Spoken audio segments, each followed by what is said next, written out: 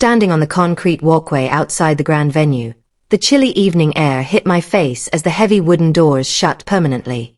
The woman who gave birth to me had just looked me in the eyes and called me a stranger. I stood there holding a beautifully wrapped gift while my entire family celebrated inside without me, completely oblivious to my profound heartbreak.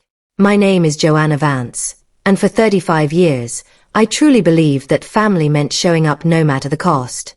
I spent my entire adult life living thousands of miles away in London, yet I always remained the reliable anchor for my relatives back home.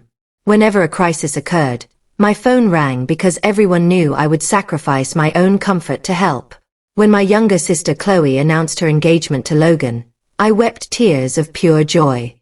We spoke on the phone for hours as she detailed the proposal and shared her dreams for the perfect wedding celebration. I immediately began saving my earnings and rearranging my work schedule because missing her special day was simply not an option for me. A few months into the planning, my mother Deborah called me with an urgent request that seemed innocent at the time. She explained that the local vendors required a guarantor with an exceptional credit profile to secure the contracts. Trusting my family implicitly, I agreed to sign the paperwork for the venue, catering, and floral arrangements without a single second thought. As the months progressed, a strange distance began to form between my relatives and me. I noticed that group messages became quiet whenever I joined, and major wedding details were hidden from my sight. Whenever I inquired about the schedule, the responses from Deborah and Chloe were brief and cold, but I dismissed my worries as simple planning stress. I spent thousands of dollars on international flights, hotel reservations, and an elegant dress for the occasion. The journey across the ocean was exhausting, yet my heart remained filled with hope for a beautiful family reunion. When I finally landed in America, my text messages were met with brief, dismissive replies that made me feel like an unwanted outsider. The afternoon of the ceremony was absolutely gorgeous, with music echoing through the air and guests entering the decorated hall. I walked toward the entrance with my gift, anticipating the moment I would hug my sister. Instead, Deborah stepped outside and blocked the doorway with a cold, unyielding expression that instantly froze the blood in my veins. My mother looked directly at me and calmly explained that my presence was not required inside. When I reminded her that I was the sister of the bride and had traveled across the world, she turned to a guest and called me a distant acquaintance. The sheer cruelty of that public rejection shattered my spirit, revealing that I was never truly valued. Rather than causing a massive public scene on the wedding day of Chloe, I placed the gift by the entrance and walked away. Each step toward my rental vehicle felt incredibly heavy as decades of unreciprocated devotion flashed through my mind. Sitting alone in the dark parking lot, a strange sense of clarity finally began to replace my intense grief. Before I reveal how I turned the tables on my family, please take a moment to subscribe to the channel right now.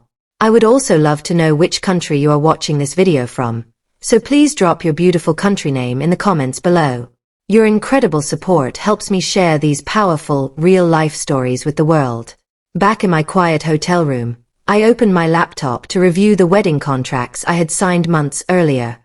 My jaw dropped when I saw the staggering numbers, totaling tens of thousands of dollars in outstanding balances. The family had excluded me from the celebration, yet my legal signature remained tied to every single invoice. Later that evening, an older relative named Clara Henderson called my phone after witnessing the horrific incident at the venue entrance. Clara expressed deep outrage over how Deborah treated me and validated the intense pain I was experiencing. Her comforting words reminded me that shared blood does not give people the right to exploit financial generosity. The next morning, I contacted every single vendor with a calm and professional demeanor. I explained the situation clearly and officially revoked my authorization for any future payments on the accounts. I requested that all remaining invoices be redirected directly to Deborah and Logan, effectively shifting the massive financial burden back to the hosts.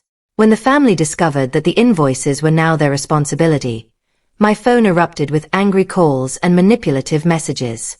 They used every emotional trick in the book, appealing to tradition and trying to make me feel guilty. It became glaringly obvious that they cared far more about the money than the emotional damage they caused me. The legal reality of those binding vendor agreements forced Deborah to take out massive high-interest personal loans to cover the immediate costs. The financial panic completely shattered the perfect image she had tried so hard to present to our small town. Watching their desperate scramble from a distance felt like a quiet, well-deserved justice for my broken heart.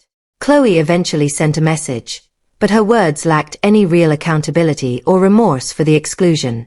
She focused entirely on her sudden financial difficulties and how the unexpected bills were ruining her new marriage. Reading her message, I realized that a hollow apology without taking responsibility is just a cheap demand for unearned forgiveness. The tremendous financial stress of paying off the unexpected wedding debt quickly caused severe fractures between Chloe and Logan. They began arguing constantly about expenses, and the secrecy surrounding my exclusion created an atmosphere of deep resentment in their new home. The very event meant to celebrate their union became the anchor that dragged them down. As the weeks passed, the true story of what happened outside the venue began to circulate through our hometown. The carefully constructed facade that Deborah spent years building started to fracture as people learned the facts. I did not have to exaggerate anything because the truth spoke loudly enough on its own to change local perceptions.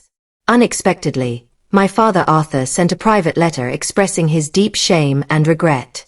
He confessed that his silence during the confrontation at the venue doors was the biggest mistake of his life. Hearing his validation did not completely erase the deep scars, but his willingness to accept responsibility carried genuine weight. Nearly a year later, Chloe sent another message that contained no financial requests or defensive excuses. For the first time, she admitted that her silence was a terrible choice driven by her fear of our mother. She expressed genuine remorse for abandoning her sister, which allowed us to slowly begin rebuilding a real, honest connection. Eventually, even Deborah could no longer outrun the consequences of her actions as the community distanced themselves from her behavior. After 18 months of silence, she sent a handwritten letter admitting her obsession with public appearances had destroyed her family. Today, I realized that wedding was not a loss, but the beautiful beginning of my own self-worth.